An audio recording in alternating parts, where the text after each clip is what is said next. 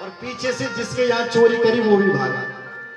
चोर इतनी स्पीड पे था कि जिसके यहाँ चोरी करी वो उसका पीछा नहीं कर पाया और भागता गया। जब जिसके यहाँ चोरी की जब वो थक गया कोतवाल, उसके पीछे जा जाके उसने आराम किया। चोर ने कहा अब नहीं दिख रहा है धार पीछे से हो। तो चम आए और कथा मां बैठे चोर बैठे कथा में बैठे।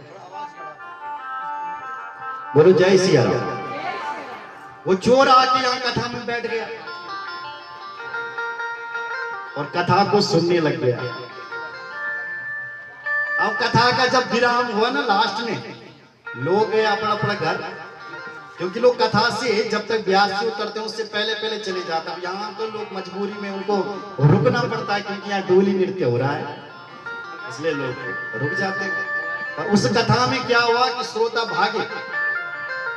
अब वो चोर खड़े उठे और व्यास गद्दी की परिक्रमा करते हैं ना सब, और चोर सीधे व्यास जी की तरफ आया।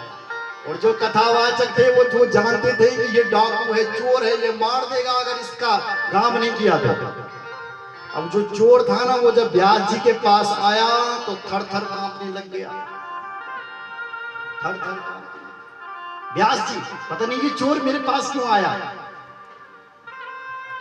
चोर ने प्रणाम किया, व्यास जी ने वो चढ़ावा निकाला और उसके सामने रखा, कहीं ये कुछ गड़बड़ ना कर दे, इसे चढ़ावा लेकर के चली जाएगा। चोर ने चढ़ावा को उधर रखा, चढ़ावा नहीं चाहिए मुझे। तो बता भैया डाकू तुझे क्या चाहिए। बोले मुझे तेरा ये चढ़ाव नहीं चाहिए, मुझे वो उस व्यक्ति का पता लगाओ जिसकी तुम कथा गा रहे थे। अभी कह रहे थे ना वरहा पीडम नटवर वपु कर्ण कर्णिकारम, वो भगवान कृष्ण ऐसा है जिसके कानों में कुंडल लगे हुए सोने के हार लगा हुआ है। वो भगवान श्री कृष्ण ऐसे हैं जो सोने के साथ साथ सज रखे हैं। बोले मुझे तेरा चढ़ावा नहीं चाहिए, मुझे तू उसका पता लगा जिसके पास वो दुनिया भर का सोना रखा है, वो कहाँ मिलेगा मुझे। कौन कह रहा है? चोर कह रहा है। कथावाचक ने अच्छा ये बात है तो ठीक है भैया, वो तुझे तो वृंदावन में मिलेगा। बोले कहां पर? बोले बंसीवट में। बोले पक्का? बोले पक्का। बोले वो वहां क्या कर रहा होगा? बोले गायों को चरा रहा होगा, गाय चरा रहा होगा, बंसी बजा रहा होगा, उसके कानों में सोने के कुंडल लगे होंगे और बहुत सोना होगा उसके पास। जा, कितना विश्वास होगा उसके अंदर। वो चोर चल पड़ा, उसने कहा कि अब उसी कृष्ण को लूटूंगा जिसके पास दुनिया भर का है और जो सभी सारी दुनिया को दे रहा है। गया महाराज, बंसीवट में गया, एक दिन नहीं कई दिन तक खोजता गया उसको। क्यों, कौन होगा वो गाय चराने वाला, मिल क्यों नहीं रहा बंसीवट में। और मैं कह रहा था जब कोई सच्ची निष्ठा से जब भगवान को मिलने के लिए जाता है ना तो भगवान अवश्य दर्शन दे देते हैं। उसने कितना चिंतन किया होगा कि वो भगवान कहाँ होगा जो मुरली जब को बजा रहा होगा, बांसुरी चला रहा होगा। कई दिन जब उसको बीत गए तो प्रभु ने दया की और तुरंत उसको मिल गए। ये तो आया था भगवान को लूटने, पर लूटना तो भूल गया। भगवान को देख करके उनका दीवाना हो गया, प्रणाम करने लगा। हे ईश्वर तुम धन्य हो, तुम्हें देख करके तो मेरा जीवन चमक रहा है। मैं तो तुम्हें लूटने के लिए आया था, लेकिन तुम धन्य हो प्रभु, तुमने तो मेरा जीवन ही बदल दिया। दर्शन करके, भगवान का दर्शन करके उसका जीवन बदल गया। बोले प्रभु अब मैं अपने गुरु जी को पहले प्रणाम करके जाता हूँ, प्रणाम करना चाहता हूँ। दौड़ के आया, भगवान को प्रणाम किया। बोले प्रभु तुम तो अपना दौड़ चरा हो, मैं अपने उस कथावाचक को प्रणाम करता हूँ पहले। फिर आया कथावाचक, घेर का जिधर कहीं कथा कर रहा था ऐसी जैसे वहां कर रहा था। फिर सुना रहा था वरहा पीडम नटवर वपु। कथावाचक ने देखा डाकू आ गया, फिर थर थर कांपा। शायद इसको नहीं मिला होगा इसीलिए आ रखा, अब न जाने क्या करने वाला मेरे साथ। जैसी कथा पूरी हुई तो वो डाकू जो था वो चरणों में प्रणाम कर रहा है। किसके?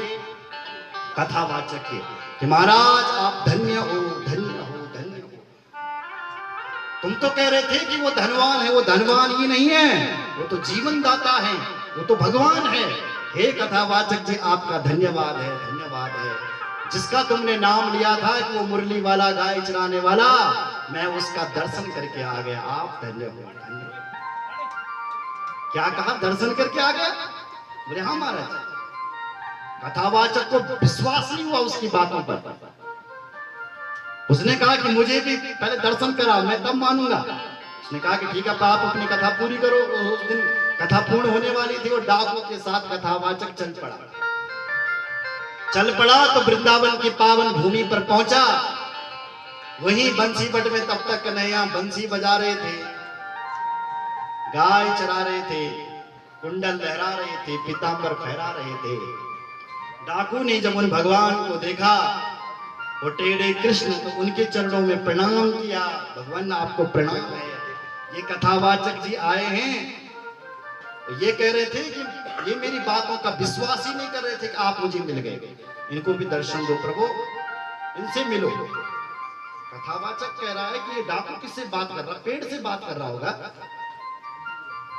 अरे तू किससे बात कर रहा? बोले मैं भगवान से बात कर रहा हूं। कहां है भगवान? ये तो है खड़े। खड़े हैं तो मुझे दिखाई क्यों नहीं दे रहे? अरे डाकू ने कहा मेरे सर ये तो हैं खड़े। बोले मुझे नहीं दिख रहे। डाकू ने कहा ओह, कुछ गड़बड़ लगता है। इसका मतलब है कि ये सबको दर्शन नहीं देते।